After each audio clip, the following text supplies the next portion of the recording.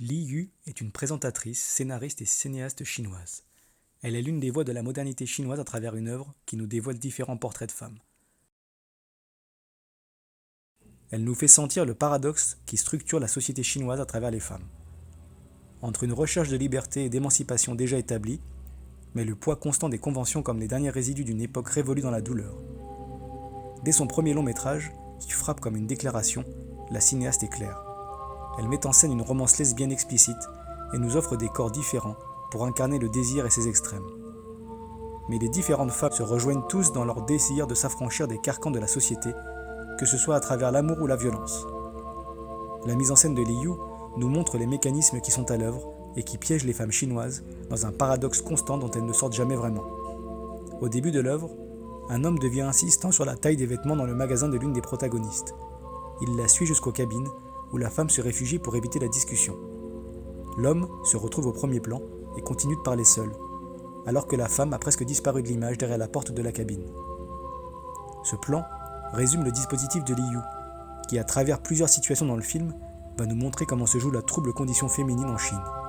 Sa caméra nous montre autant le burlesque de certaines que la tendresse jusqu'à la violence et au ressentiment.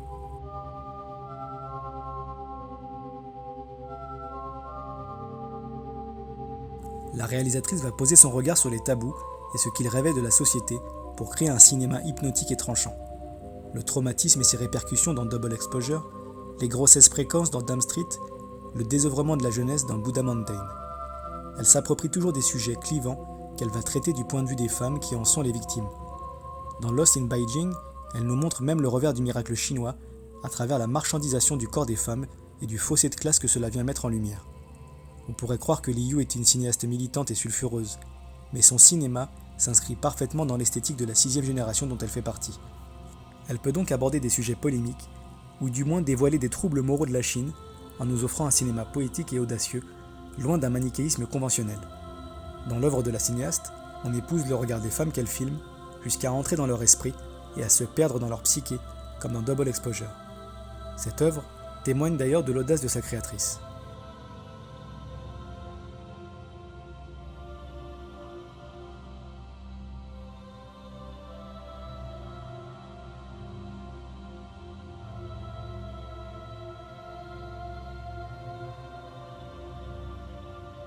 Double Exposure, comme son nom l'indique, fonctionne comme la technique photographique qui consiste à prendre 2 photos sur la même pellicule et donc à superposer 2 images.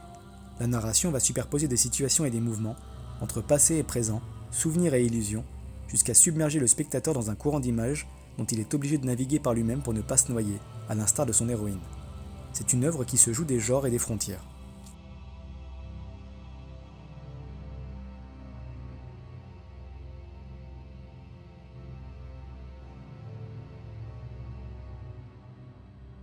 En ce sens, elle est donc l'héritière de Sylvia Cheng, qui propose également un cinéma onirique et tragique et qui lui passe le flambeau dans le très beau Buddha Mountain, où elle joue le rôle d'une protagoniste centrale. Tout comme la cinéaste taïwanaise, Li Yu n'a pas peur de l'audace formelle et narrative. Sa caméra passe de la picturalité du cadre, qui évoque la 5e génération dans Dam Street, à une hyper-stylisation dans Ever Since We Love, qui rappelle les plus grands noms de l'âge d'or hongkongais. Li Yu accorde son esthétique à ses personnages et à la liberté qui anime les femmes devant sa caméra.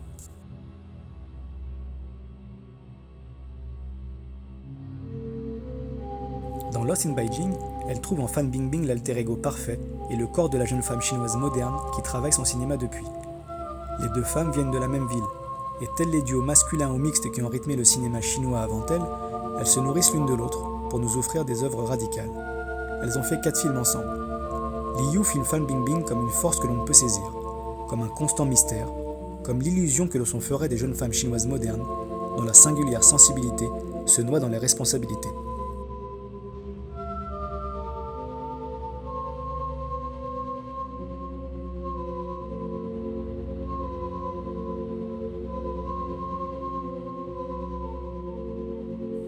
Dans l'œuvre de Li Yu, l'actrice passe de la jeune fille rurale, rêveuse et amoureuse, à l'archétype de la femme fatale qui alimente les fantasmes dans Ever Since We Love.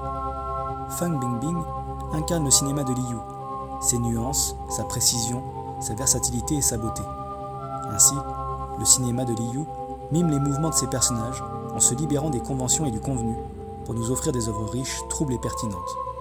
De l'homosexualité aux troubles mentaux, la cinéaste s'autorise tous les sujets et toutes les formes. Alors que les jeunes cinéastes chinois obtiennent de plus en plus rapidement une reconnaissance mondiale, il ne faudrait pas oublier les femmes qui ont fait ce cinéma et qui le font toujours.